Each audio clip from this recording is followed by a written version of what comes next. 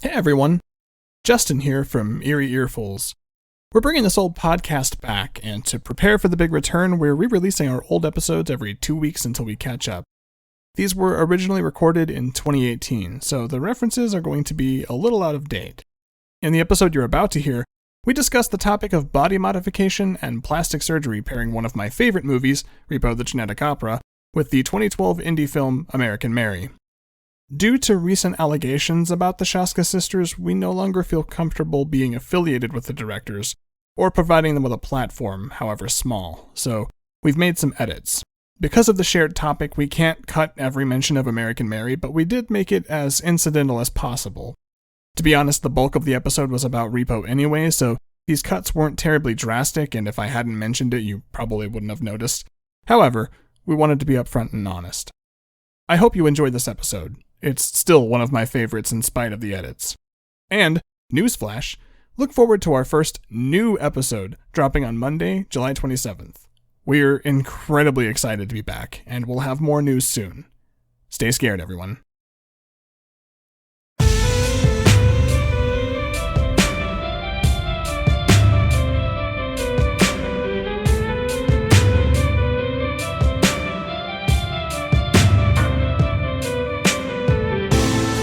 Hey everyone, welcome to Eerie Earfuls. We never drink wine. Every 2 weeks we choose a horror movie double feature to compare and contrast for your entertainment. Fair warning, there will be spoilers. I'm Justin. And I'm Brandon. Our double feature for this week is American Mary and Repo the Genetic Opera. This was my pick. I just wanted to give you a warning at the top. Don't Google anything that I talk about. I've researched a lot of stuff, and this is the only episode where when I was researching, I kept getting the heebie-jeebies just because... Whew. With that in mind, let's pop in the synopsis tape.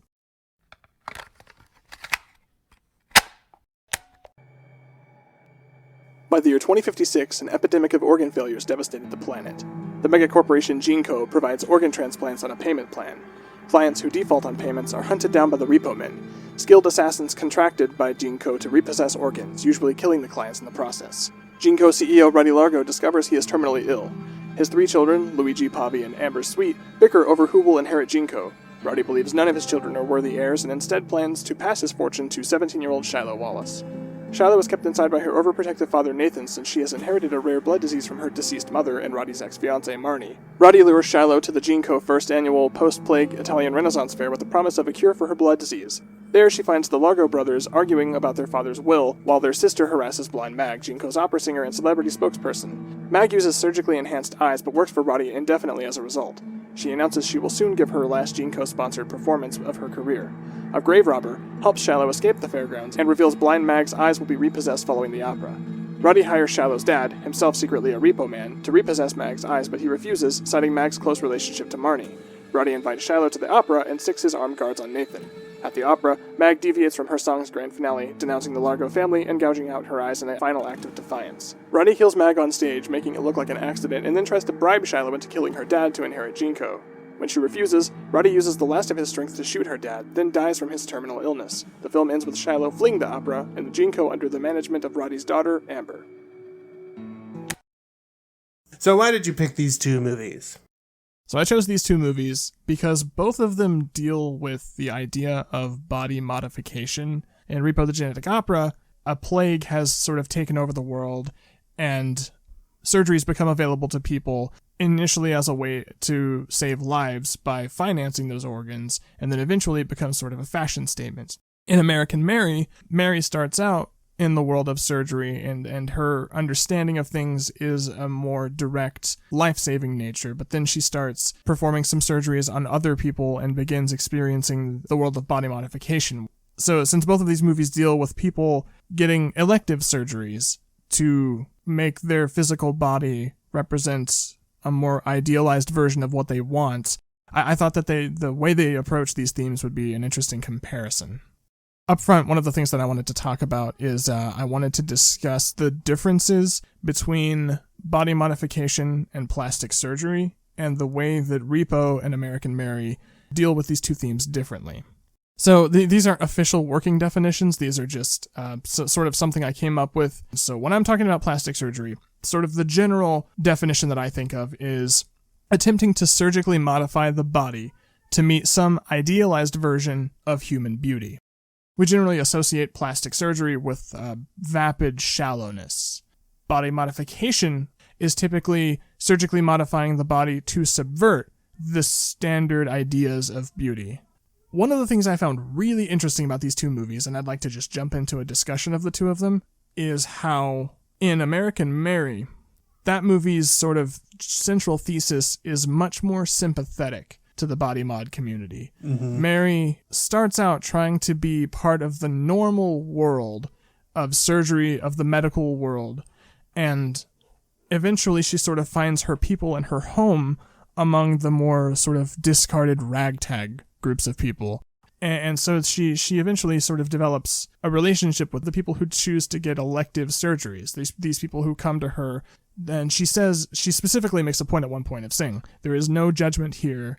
I'm just here to help you make yourself look like what you've always wanted to look like. In Repo, these surgeries are typically presented as vain, as over the top, as extraneous, unnecessary. It's like the things bored rich people do because they have too much money and too much free time. And so they're just, at this point, they're just turning on themselves and trying to sort of mutilate themselves. Mm-hmm. Frequently, the procedures aren't presented as clean, nice results. They're presented with lots of scarring, heavy, big scars, with grotesque, strange changes to their physiology. Mm-hmm. Luigi in the movie, played by Bill Moseley, frequently rips his shirt open to show off his scars and to show how many different surgeries he's had. And it's not something where he's like had these scars smoothed over. He specifically has big, gnarly scars all over himself. Pavi, his brother, also frequently has his face traded out, to the point where instead of having a face surgically placed on his own face, on his body, like Amber does later in the movie, instead he just has these hooks implanted into his face so that he can just take someone else's face off, pop it on, hook it in with the hook holes, and then call it good. He just wears it more like a Halloween mask than an actual face. I will say that in American Mary, the body mod community is presented as like these people that are like underground people that are kind of misunderstood, you know? Like it's like very much a subculture. They're not within the rest of the world almost. Like they are in the real world, but it's almost like they're only famous among, you know, other body mod people. Yeah. And in Repo, it's like everybody, basically. Not even rich people, it's like everybody, because obviously there's a lot of repossession, so there's not that many rich people. You know, they're getting financing through Gene That is true. And there's a lot of repossession. So it's everybody. It's a much more accepted practice by society, and it's actually implied that it's like expected. That's true. Like if you can get financing from GeneCo, why aren't you having your body, you know, modified yet? Having elective surgery and stuff. That's true. And I think that Repo's portrayal of that type of procedure is less sympathetic also because it seems to differentiate subtly in the movie, I would say. But Repo tends to differentiate between medically necessary procedures versus getting something done because fuck it. Mm-hmm. You know, like right. Mag's eye surgery, on the one hand, she has these flashy robot eyes that do things like project holograms and stuff, but on the other hand, she was blind, and this surgery helped her to be able to see, versus something like Amber Sweet just constantly changing out her look, and then in the movie, she's punished, because at the end of the movie, she's dancing around on stage and trying to be like a pop star and sing, and then she spins around, and her freshly placed on face falls off. Relatively gruesomely and humorously. Oh yeah, in case you didn't know going into this episode, Repo is a musical. And American Mary is not a musical. I do find the music is such a core aspect of Repo, since it's a musical, that we could talk forever just on the weird delineations. Right. So, I can talk a little bit about the music, if that's okay. Yeah, go for it. So obviously there's more to the music in Repo because it's a musical. And so there is a lot more going on there that could be analyzed. And some of my favorite songs were ones that were used not only in the play, but also in the movie. So Legal Assassin, that was one that was featured. I think that's like the first song in the play, or in one of the versions of the play, at least the soundtrack that I listened to. Who is this man she saw? This monster without a face, who blew in like a storm, laid a soul to waste.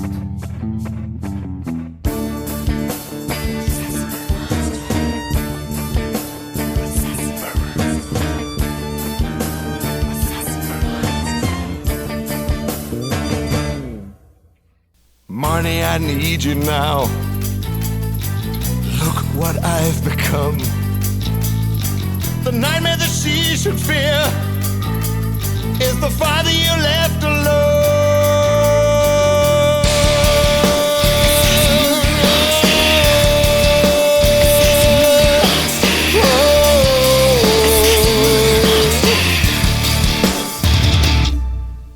It's still a good song, and it transfers well to the movie.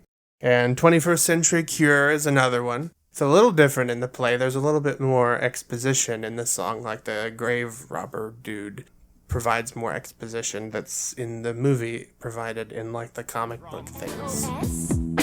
Yes, it struck half the planet. Organs were failing, some 10 million dead. Then Jingo, Bingo, they rode in like heroes. affordable organs, Fashion unsurpassed.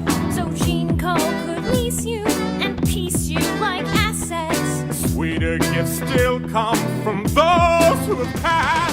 So why care for these petty obsessions? Your designer heart still beats with common blood.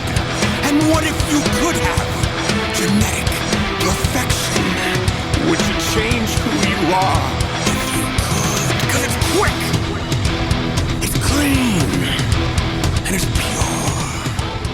For me, I'm always a sucker for exposition delivered in musical form, so I would have been fine if they would have left it in there without the comic things, but that's what they wanted to do. It's a stylistic choice or whatever.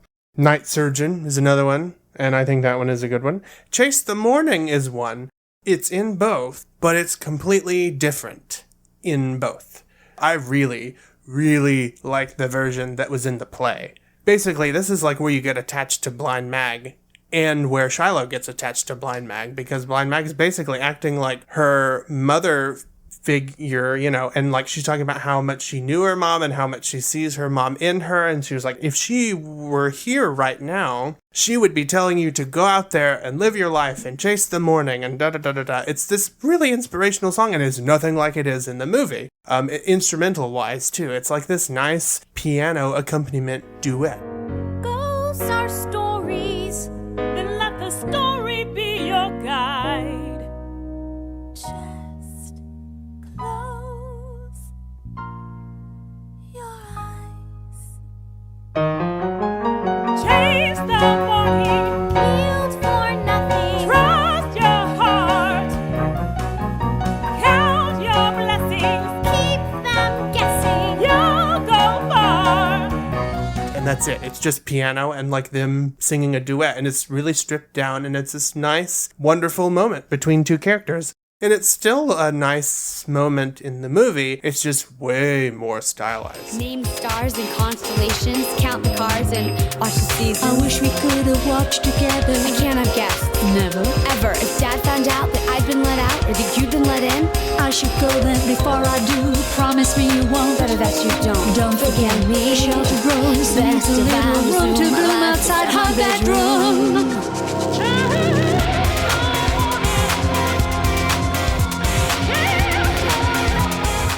But at the same time, it's also different. Like, they don't get to bond as much in that song in the movie. They're more just like, you can't be here. Well, I'm here now. Well, you can't be here. My dad won't like it. And then they kind of do. And it's not, they don't so much bond because she's giving her like great advice or whatever. They're bonding because she has seen performances of Blind Mag, you know, out her window, and she thinks it's something that's nice to aspire to, I guess, you know. And then she finds out that Blind Mag's in trouble. They're going to send the Repo Men after her because Amber wants to be the big star of GeneCo now. Well, that and Mag, I'm pretty sure Shiloh knows that Mag knew her mom because she that's does, how and Mag that- has yeah. that recording. And they cover that in the song, but it's just different. Like, I didn't like it nearly as much. I feel like them trying to stylize it within the movie world made the song suffer, which is a shame. And where they put it in the plot. Yeah. They put it kind of late in the movie for those two characters to be meeting.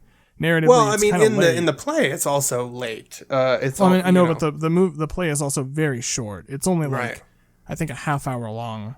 I think there are versions of it you can find on YouTube, and I think the play is only like a half hour long.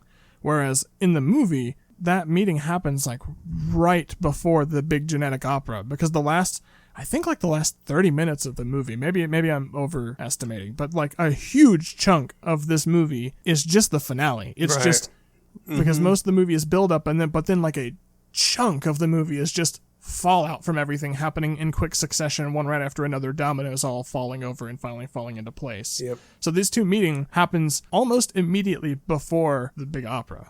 Like it's like that, and then we get Night Surgeon where Nathan gets hired to kill Mag, and then Shiloh gets snuck out by Roddy to go to the opera, and then it's the opera and everything's fucked. Yep. If I remember correctly. I think that's about right. And it's just you know how much hatred I had for this movie the first time I watched it. But when I listened to the play version of that song, it's wonderful. And if they would have left it in the movie like that, I probably would have liked this movie like 10 times more than I do right now. And then they had the song called Choice, which was a very interesting song. In the stage version, it was a duet between Blind Mag and the Repo Man, Nathan. And she's basically like kind of taunting him a little bit, like, well, you know, I'm your daughter's godmother, but also, you know, you have to repossess my eyes, so what's it gonna be? You're gonna have to make a choice, and that's like what the whole song is about.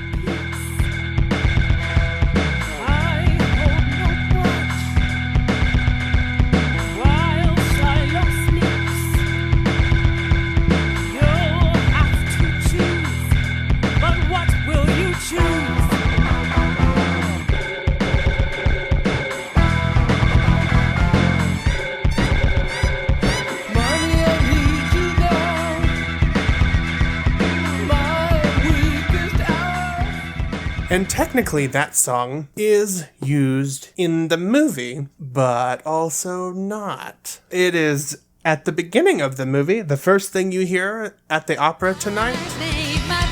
No chance for peace. I hold no grudge. I'll end this grudge. I'm gonna sing. I'll stain the streets. They'll run with blood. At the opera tonight.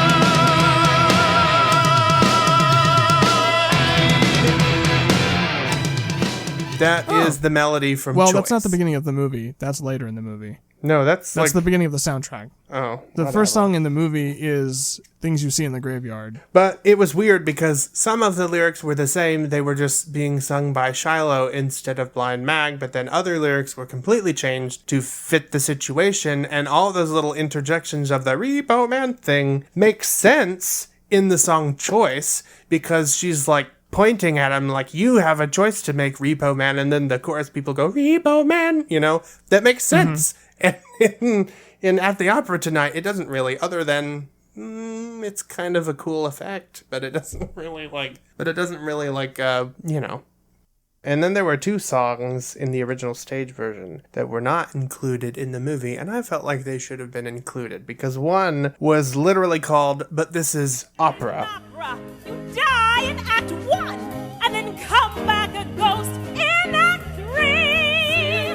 Seriously? What is the meaning of this, Blind Mag? Who takes this stuff serious? Blind Mag. This sounds ridiculous, Blind Mag. Oh, ridiculous. I know.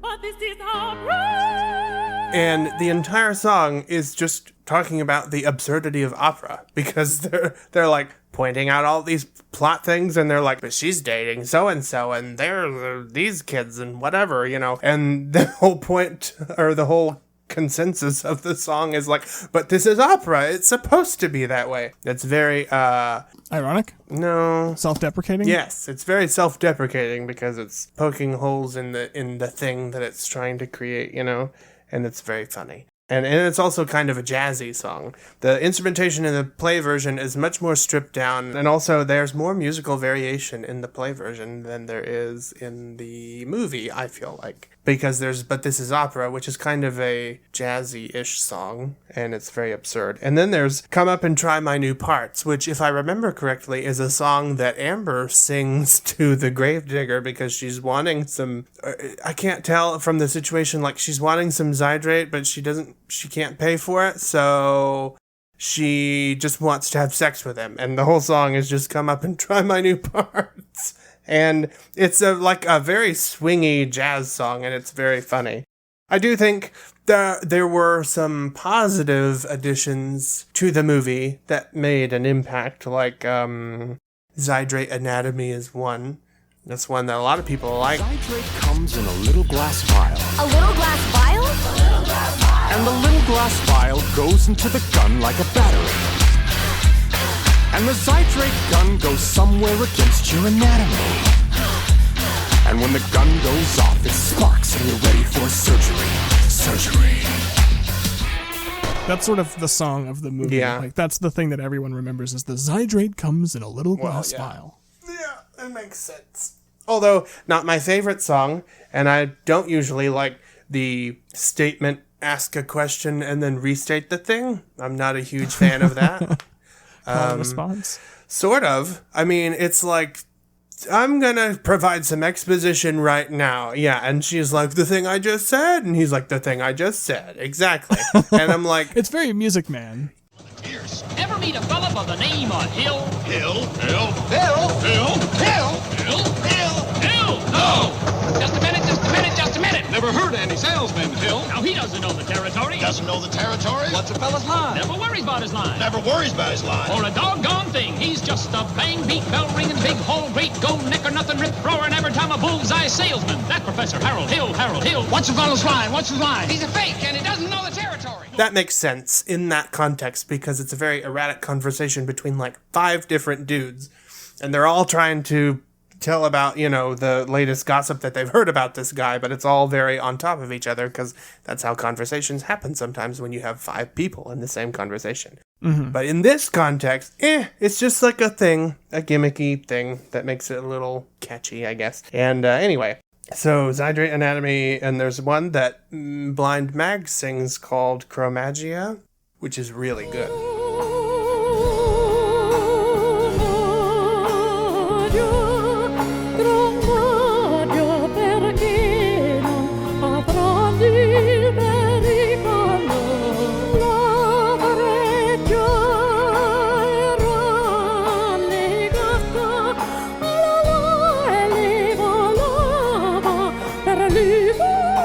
Skip that one because it's boring. It's good, and it's a song entirely written in Italian, and it's a very fascinating song because the entire song is in Italian, and it's about this bird that had a close call with an archer and almost gets hit by one of the arrows.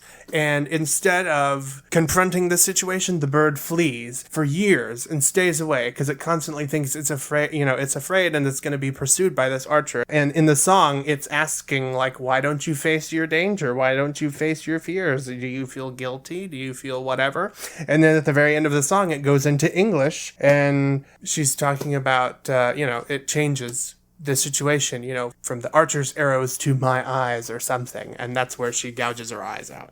So it's a very interesting, very poetic song, completely written in Italian, about this metaphor, how this bird, was so afraid and lived in fear for years, and why would you... It's a very operatic song, too, because that's something that you would do in an opera, is instead of singing directly about the situation, you would sing about something like a metaphor, and then analyze the metaphor and how it applies to your situation. That's very operatic, too. Gold is also a good song. I like that song. I think it's very character developing. I just think it's poorly arranged. It should be more stripped down and just like piano and whatever, and the guy singing, and maybe some strings, maybe some guitar a little bit, but no drum set. The drum set just drags it down, and it makes it feel so much slower than it is. As far as I got nightmares, degenerates who would waste every cent of my gold. It makes the world go round. Gold, it makes the world go round. I think it's the drum set that makes his full operatic voice in the song sound out of place. Yeah, I would tend to agree. And actually, surprisingly, there were 3 songs from this movie that were on the short list for the Academy Award nomination for Best Song. Really? Yeah, and they were Zydrate Anatomy, Chromagia, and Chase the Morning. But then there were some that I didn't like. One was Thankless Job. Not a huge fan of that song. I feel like the only thing that saves that song for me is Anthony Stewart Head's performance of the song. He completely makes that song work. If it had been anybody else or anything, it would have been one of those songs where I'd been like, what are we doing right now? Not a huge fan of Mark It Up, even though I understand what they're doing and it introducing the zany aspect between the kids, you know, Ozzy and Grouchy and Winky and whoever their fucking people are. And one of the songs that I also had a problem with was Infected. And I get why they put it in there, because she has to have her own song talking about how she's mad because, you know, she's infected and she's mad that she's been put in this situation not from her own doing, you know, just by being born or whatever. But at the same time, I feel like it's a song that's not written with much care. It's just kind of slapped together and shoved into a movie. So the part that I like about the song is the hook. I wouldn't really call it a chorus because, I don't know, it's not. You mean the like... I'm infected by your genetics.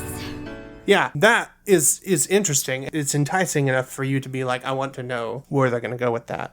I'm infected by your genetics, and I don't think that I can be fixed. No, I don't think that I can be fixed. Tell me why are my genetics such a bitch? That part is kind of interesting lyrically and musically, you know? But then the words are like dumb.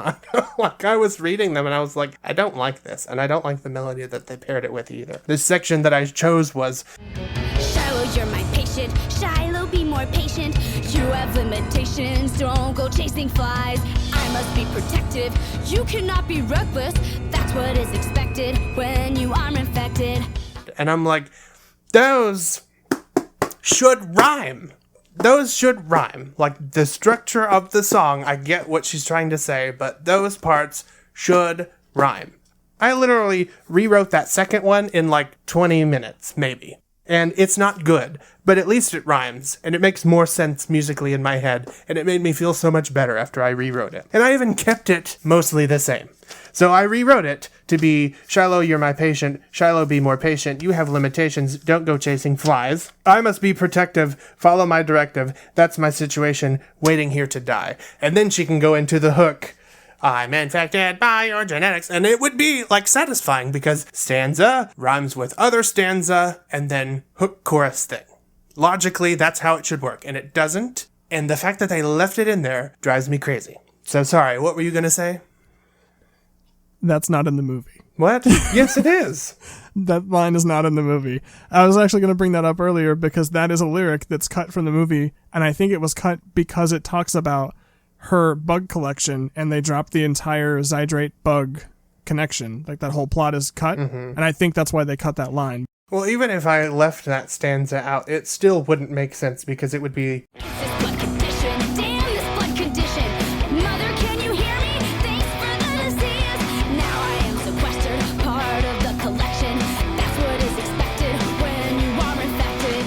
It still doesn't rhyme. Like, condition rhymes with condition, and then hear me, disease, sequestered, collection, expected, infected. Like, then no rhyme, no rhyme, no rhyme, no rhyme, and then two rhymes. And then It is infuriating to me. I totally agree with you there. Whether my example was prudent or not, it is on the soundtrack. And the fact that it's on the soundtrack, or that they even fucking wrote it at all, and that I rewrote it in 20 minutes to make it rhyme and sound much nicer. The fact that no one took the time to do that is infuriating. You'll have to forgive me. I was trying to pick a song that literally almost everybody knows and everybody can understand what I'm talking about without just it completely going over your head. And the only song that I could think of doesn't really fit with a horror podcast or with the material that we're talking about today, but it is an example of good songwriting. And it is Part of Your World from The Little Mermaid. That horror classic. Look, it's a very Faustian tale. Young innocent girl sells her soul to an evil witch. Yes. It's horror-ish. It's very interesting what he's doing with the lyrics in Part of Your World that could have been done in this song to make it so much better. There are so many just little tiny things that could be done to these songs to make them so much better, and it would have made the movie as a whole maybe received better. I'm sure everybody's familiar with Part of Your World, and I'm not going to try to sing it, so I'm just going to talk lyrics-wise and what the melody does. I want to be where the people are. I want to see 'em dancing, walking around on those, what do you call them? Oh, feet. And so there's not much of that rhymes, right? Right. It's like a whole stanza, and it ends with feet. But then the next part... Flipping your fins, you don't get too far. Legs are required for jumping, dancing, strolling along down a... What's that word again? Street. That rhymes. So it ties it all together. So there's no rhyme except for feet and street, but it's being tied together with because... Yes, it's being tied together with a rhyme, and the melody is doing the same thing twice, and it's ending on the same rhyme. And then she goes... Up where they walk, up where they run, up where they stay all day in the sun. Which is a very interesting part, because up where they walk and run both go up, but walk doesn't rhyme with run. But in the next line, where she says, up where they stay all day in the sun... Sun rhymes with run, and it's like the ultimate climax of that phrase. Mm-hmm. And so sun rhymes with run, but also the stay day, that little mini rhyme in the middle of that line is interesting. And then later, that happens again. She goes... I'm ready to know what the people know. Ask them my questions and get some answers. What's a fire and why does it, what's the word, burn? And that's like the big moment where we're building up to the climax of the song. And then she says, when's it my turn? Which rhymes with burn. And so it doesn't quite make sense within the context of the song, but also earlier walk didn't rhyme with anything. So it makes sense, and it's interesting that he's tying it back to burn. And then she goes, when's it my turn? Wouldn't I love to explore that shore up above? Which is a great moment, because there's another one of those little mini rhymes within the phrase, and love rhymes with above. Rhyming matters, people, okay? That's the point I'm making, is rhyming can make all of the difference. Rhyming, and specifically wordplay, can make all of the difference when you're talking about a good song and a not good song. The very climactic builds that are not only built into the words, but are built into the music of Part of Your World make it a very satisfying listen, even as somebody who has like 2 music degrees and you wrote an entire thesis about all these different operas. It's still a satisfying song to listen to, and it's intriguing and has interesting elements. Infected could have that, except it has a monotone, not so great melody, and it has lyrics that don't rhyme, except when they do, sometimes, maybe, kinda, on occasion, and whenever they fucking feel like it, and then it has an interesting hook. So there's one more thing I wanted to talk about. I wanted to sort of circle back around to what started this conversation, and that's body modification and plastic surgery. Because I was looking up the history of both of these things, and it was an interesting bit of research because it was trying to delineate what is body modification and what is plastic surgery, and what do we consider, which thing do we consider which. So, because like I said earlier, plastic surgery is typically things that one does to make oneself more idealized. And in Western culture, that's a very specific image, especially of women, but also of men. And it's interesting because plastic surgery as a term is generally considered negative. People, when we think of plastic surgery, we think of vapidness, shallowness, vanity. The term plastic surgery comes from the Greek word plastic or plastique or something, and it means sculpting and reshaping, and that's all it means. But plastic has also come to mean fake or unnatural or cheap. I guess due to like cheap toys. Some of the backlash against plastic surgery is that it comes across as feminine. It is a thing that women especially get done because society is so harsh on women's looks that they try to fend off the natural result of aging as long as possible. It's a thing that is almost, in some ways, almost forced on women. And then women that choose to do that are then ridiculed for trying to continue to meet these standards. So, plastic surgery originally seems to have, from what I can tell, the earliest examples of it are around 3000 BC.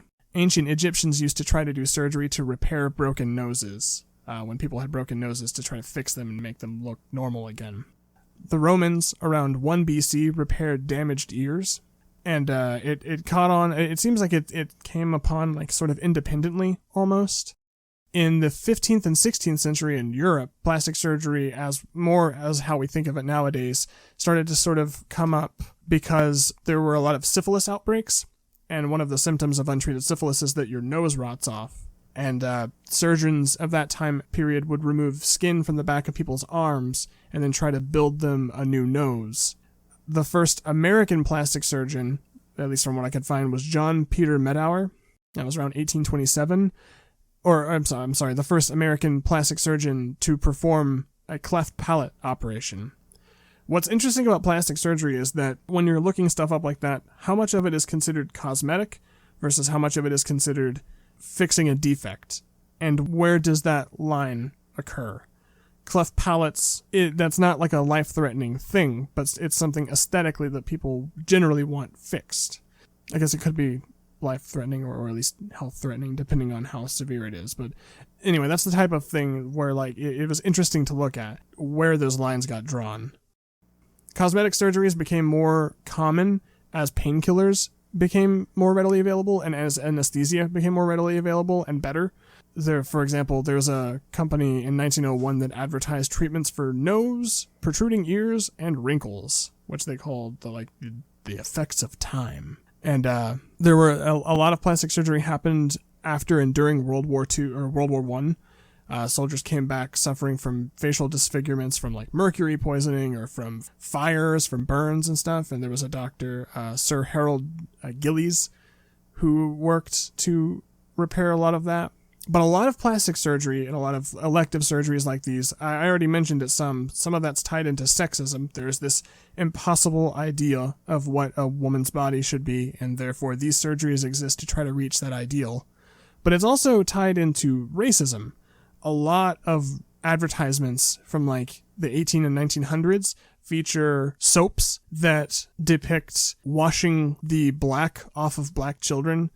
There's a Pears soap ad from 1884 that shows a kid in the bath, and whenever the kid gets out of the bath, the soap is supposed to be so good that it literally washed the kid until he became white, which implies that darkness is something that needs to be corrected and that lightness is the correct way for skin to look, which is not true. But that then leads into different types of elective, maybe not procedures, but elective things like lightening creams and lightening procedures that will sort of strip the pigment out of skins. And a lot of that was marketed toward black women, especially to try to make them look whiter, to look supposedly more beautiful, more the ideal of beauty. The lighter skin someone looked, the better it was supposed to be. Julie Chen, who is a famous news anchor, actually had surgery on her eyes to make them look, if you could see my finger quotes, you would see them less Asian. because she was told she looked too Asian. So it's interesting that plastic surgery is typically shown to be a vain thing, but it's also done to do things like fix disfigurements, to fix like polydactyly, where someone is born with too many fingers or too many toes, or syndactyly, where their fingers or toes are fused together. Reconstructive surgeries to fix like burns and different scars that might disfigure someone. Reconstructive surgeries to try to like rebuild someone's hand to make it somewhat functional after it's been crushed or smashed or something. That's all plastic surgery. But when we say plastic surgery, we're generally thinking of cosmetic surgeries done to make women especially look like what society wants them to look like. Body modification is interesting in that it's, one, considered more alternative and more dangerous, and two, in a way, considered more desirable. Generally, it's not considered by like the general public as like a positive thing, but it's also not scorned immediately with the like connotations of vapidness that plastic surgery is. I'm not saying it's accepted by any means, but also it kind of is. Like, tattoos and piercings are becoming much more common. Implants aren't, like those 3D implants and things aren't, but there is a certain level of body modification of the body mod community that's becoming more accepted. I do have questions, though, about some of the stuff in American Mary, because there are some things that I'm not sure are actually a thing.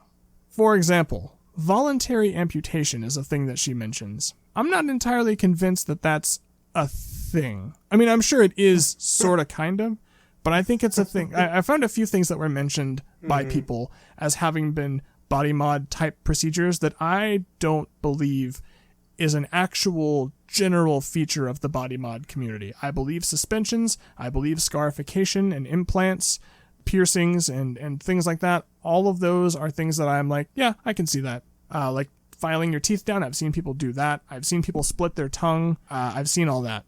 One of them I've read was eyeball tattooing, where you inject pigment into your eye, into the white part. Nope, I don't believe it. I believe some people have done it.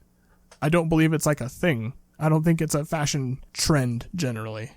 Eyeball jewelry, where small, I guess metal, pieces of jewelry are inserted under the surface of the eye, under like the sort of clear membrane, inserted underneath that. Also don't believe that's a thing. I read an article about a woman who did it, and I believe she did it, but I don't think it's generally a capital T thing. And I don't think voluntary amputation is either. I googled it and I couldn't find almost any records of it happening.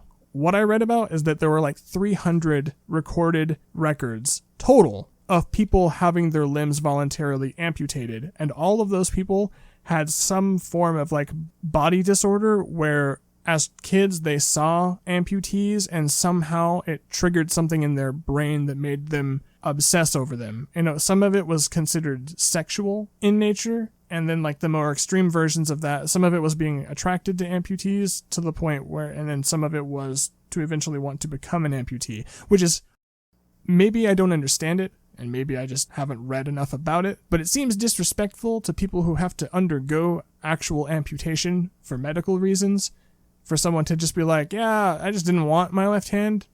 It just didn't seem like me. More of a right hand person.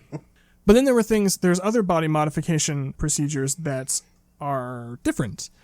For example, neck rings and lip plates are two very images that people would think of if they were thinking of foreign examples of body modification. And the lip ring is like it starts out with an incision inside the lip, and then these little like plates are put in there, and gradually larger plates are put in to stretch the lip out and stretch the skin out. And from what I've read, that's often used as like a status symbol. Like the larger the plate, the more the higher financial status and higher social status someone might have. And then the neck ring thing was similar. Like the longer necks were considered more beautiful and an example of higher society. Weird side note, those aren't actually longer necks per se. Those rings that people put around their neck is actually forcing the collarbones and the clavicle down. It pushes the shoulders down. It doesn't actually elongate the neck. Weird. The neck rings, I read some controversy. Some of it seems like it's voluntary, but also a lot of it seems like some of it is like forced on kids when they're very young, so that their bones are still bendy, and then they can do it without like as much pain as it would be for an adult. But also that comes into this idea of consent and whether kids can accurately give consent. And then there's other types of body modification that aren't voluntary or are sort of oppressive, like foot binding to make feet seem smaller, or like circumcision, where you're like removing chunks of sexual organs from someone that can't give consent. And then there's things that I've read about. I was reading about teeth blackening, which was a popular thing in ancient Japan. From what I've read, it was considered desirable and beautiful to have blackened teeth, to use this dye to blacken the white teeth to make them darker. And the reason that it was used is because rice powder was used to make the women look whiter and paler in the face, but that made the teeth look more yellow. So to overcome the problem, they just dyed their teeth black entirely. So it became like this desirable look to have. White face, black teeth. And that's all I got as far as that goes. But I find it interesting. I was curious how much of American Mary was... I believe almost all of it. Like, I totally see the implants, the horns people put in their head or the shapes. I totally see tattoos and different sorts of genital modifications. And I can even see, so far as someone getting a bunch of surgeries to look like Betty Boop or to have the nipple removal, I believe I can totally buy someone doing that. Or to like make themselves look like a doll. I mean, I saw there's that famous guy who had his teeth filed and tattooed to look like a tiger, and he got contacts to make his eyes look with that like cat eye look. But voluntary amputation is one of those things that I have a feeling that it and the eyeball jewelry and the eyeball tattoos are kind of like Tide Pod eating. It wasn't actually a thing, but it was easy for people to go, oh, that's the kind of stuff that they're into, these people. Where I think voluntary amputation and some of those other things are more extremely fringe cases. And again, maybe I'm wrong, and maybe someone from the body mod community will be like, you're dumb and you don't get it. And that's, fair. Maybe I don't. But I just didn't... I was curious about that moment. It seemed like when they cut off, when she did the arm transfer for the twins, that didn't seem like a standard procedure as much as unique to those two. Right. Okay, I think that just about does it. Thank you very much for being here to talk with me about this today, Brandon. Thank you. And I appreciate you giving Repo a fair shake, even though you ultimately didn't like it. Yeah, I still don't ultimately like it, but it's always good to dig deeper, to try and figure out why you don't like something, or to give it a second shot to figure out what parts you did like and didn't like. So it was fun. I enjoyed it. You can follow us on Twitter at Eerie_Earfuls. Email us at eerie.earfuls@gmail.com. And you can also visit us on the web at eerieearfuls, all one word, .wordpress.com. You can subscribe to us on CastBox and iTunes. Give us a review. It helps other people find the show, and it lets us know how we're doing. Our theme music is Baba Yaga by Kevin MacLeod. Our synopsis music is Anxiety and Night of Chaos, also both by Kevin MacLeod. Find more music at incompetech.com. Thank you for listening, and stay scared, everyone.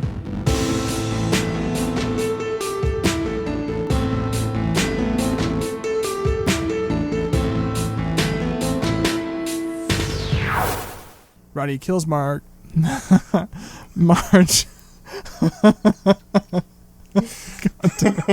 I think we got it. You want to just record all this, but instead it's Blind Marge.